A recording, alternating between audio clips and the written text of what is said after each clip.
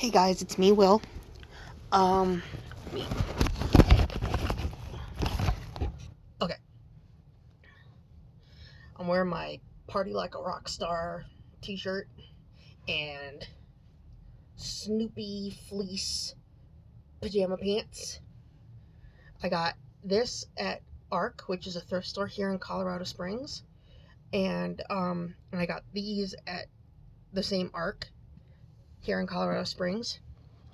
They're really warm and they're really comfortable, and the shirt is really I just love Snoopy. I'm a huge Snoopy fan. So, and I liked how this shirt looks. So I decided to wear these today. Anyways, with my wrist, it is still healing. I sprained it really good. Um, so if I bend it this way, like to the right, it it hurts a little bit over here. Um, Bend it this way, or that way, it doesn't really hurt, except it pulls a little bit. But um, but it's healing, and I'm putting ice on it and putting heat on it, and um, keeping up on the ibuprofen because that seems to be lessening some of the pain. So if you sprain your wrist, it's not fun, but it happened. Anyways, this video I'm going to talk about my schooling from when I was a little kid all the way up through high school and some college, um, just to get, to know a little bit more about me. Um, let's start with preschool. Preschool, I went to a special needs preschool in Germany, in Stuttgart, Germany. At least I think it was Stuttgart. But anyways, because my family was military, my dad was in the army, so we moved a lot. Um, and we moved after my open heart surgery when I was a baby.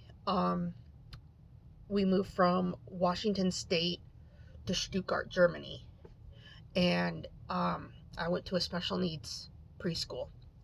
And I don't really remember a lot of it because I was like 3 or 4 years old, so I don't really remember a whole lot. But I remember practicing balancing, um, and it was on this little balance beam thing that was like an inch off the ground, and we would have to put our arms out and balance. I remember doing that. That I really remember. But I had this babysitter that I would go to before the bus would pick me up, named Mrs. Willoughby, and or was it Wallaby? Anyways, um, she was a really nice lady, from what I can remember. Um, and I remember one time when the bus picked me up from her house that the driver was strapping me into my seat, and he was speaking German to me, and I didn't know what he was talking about, and all I remember saying was, "Uh-huh." That's all I remember saying, and then that was it. Um, so preschool, I don't remember much, but I know I went to a special needs preschool because my mom has told me, and I've seen the IEPs. Um, what an IEP is an individual evaluation plan, no, education plan. And a lot of special needs students have an IEP to map out goals and stuff that they want to accomplish during a certain part of the year or the whole year. Um, and I was to work on speaking more clearly, um, stating more facts, like, or stating more statements like, so and so, I don't like that person, stuff like that, stating my feelings and stuff like that. Um, and so I, so we moved back to the States, and we moved here to Colorado Springs in the 80s. And I didn't start kindergarten until I was 6 years old. And I went to Stratmore Elementary School here in the Springs, and I went there for kindergarten through third grade. Um, and I had, I remember my kindergarten years, my first grade, second grade, and third grade years um, pretty well. And I'll talk about each grade. I went to morning kindergarten. There was morning and afternoon, and I think there was all day too. But I went to morning kindergarten, and my nose is running. I went to morning kindergarten, and that was from like 9 in the morning to about noon, to about 12 o'clock ish.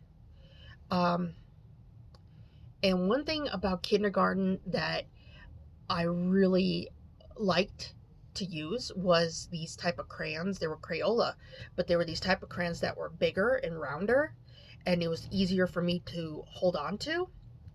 And I guess because my dexterity wasn't that great when I was a kid. It's okay now. I still rather use like jumbo size pencils and stuff like that because it's easier for me to control. Um, and anyways, I would get to use these jumbo crayons, and I loved using them. And some I didn't get them all the time, but sometimes when I did get them, I would use them.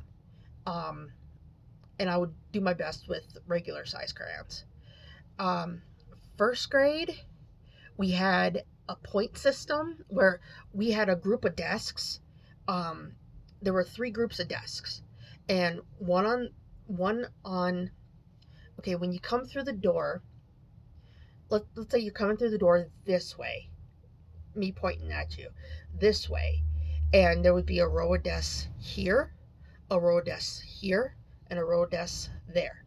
And I was on the row desk there by the teacher's desk, close to it, and each team would get points for working quietly, doing other things like picking up trash in the classroom, um, you know, just doing things without being asked, that type of stuff. And I would always ask, hey, does team one get a point? Because we were team one. And she would say, yes, team one gets a point. And the coolest thing is after you got a certain number of points, we got to basically play with shaving cream on our desks, which it was a way to clean our desks, but we got to play with shaving cream, and it was awesome. Um, we got to do that a lot because team one like had always got the most points, so it was awesome. Second grade, I was in a couple of classes where I was in a reading class and a another class. Um, I was in a class for reading and a class for everything else.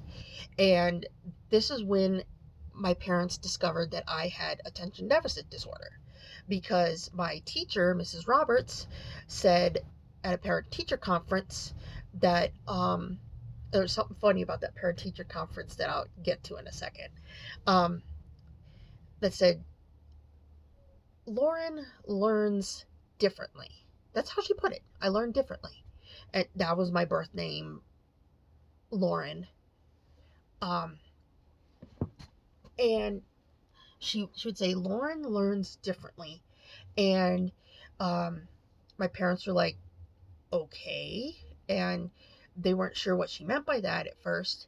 And she's like, I think she might have attention deficit disorder because when I explain something to the whole class, Lauren's lost. But if I explain it to her one on one, she totally gets it. and that's one of the major, one of the key indicators of attention deficit, from my understanding. Um, so went ahead and I got tested, and I did indeed have ADD. And so the funny thing about that parent teacher conference, each teacher was supposed to get like a flower um, from like the parents, um, to wear on their shirts or their jackets or their blazers or whatever. And my dad couldn't find a flower anywhere. It was weird. He had to come from work, and he stopped off at a at a store, and he bought a pack of seeds, flower seeds. And my teacher, Mrs. Roberts, pinned it to her jacket, to her blazer, and so she wore those the whole day. It was really funny. um Also, in my third grade year, I um I was in one I was supposed to be in one lady's class, but I asked the principal if I could be in another teacher's class, and he said yeah. He said yeah, that's fine. So a lot of me and my friends were in the same class, and we had a lot of fun with our teacher because he let us have fun in class, um, where we got to um, basically talk about anything we wanted. And we did the work, and it wasn't until the end. During this time, my dad was in Korea for a year, and when he came back towards the end of the school year, he told us that we were moving. And I asked, where are we moving to? And he said, we're moving to Clarksville, Tennessee, which is a hick town. It was the worst time I ever had in my schooling. From fourth grade to sixth grade was the worst time in school I've ever had. I got bullied for the first time. Um, I, you know, I had some cool teachers, but in my middle school years, I went to two schools in my sixth grade year. I went to Richfield Middle School, and I got placed in a special ed classroom for the whole day. And I really did not like my teacher that much because she wasn't really fit to be a teacher. Not saying she wasn't like fat or anything, nothing like that. I'm just saying she wasn't teacher material. Let's just put it that way. Then the second half of sixth grade, I went to a private school that was next to an empty gun store. So that was pretty hicky right there. Um, so, hi, Charlie. Um, so, uh, I went ahead and we, my dad came home one day. We were there for 3 years, and my dad came home and said, we're moving. And I said, oh, are we moving back to Colorado? And he's like, no. I'm like, can one of the choices be Colorado? And he's like, no. We either had the choice of either Hawaii or Minnesota. We chose Minnesota because they had a better school system for special ed students. Hawaii didn't really have that. So we went to Minnesota, and I went to school from 7th to 12th grade. I finished high school there, and we were there for about 15 years. Um, and I took some college classes in Minnesota, but didn't really complete them. So then, coming 2010, we moved back here to Colorado Springs. So, and I've gone to some college classes here, and I kind of had to put my schooling on hold for a little bit.